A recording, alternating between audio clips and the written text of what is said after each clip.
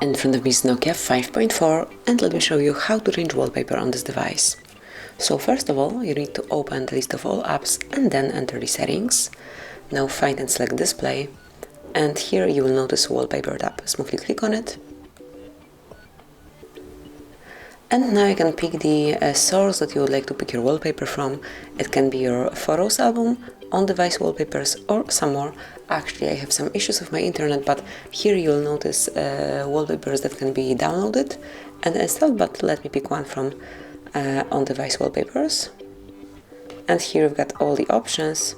You can check how each of them look on your screen and then pick the one that you like the most. So let me choose, for example, this one, and you can customize it if you want to, so you can make it bigger, smaller, it's up to you. And if you want to set it as your wallpaper, just tap on Set Wallpaper. And finally decide if you want it to cover your home screen only, your lock screen, or home and lock screen.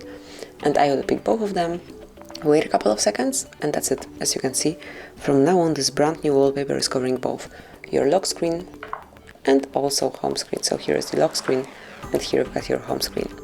And this is it, that will be all. Thank you for watching. Please subscribe our channel and leave the thumbs up.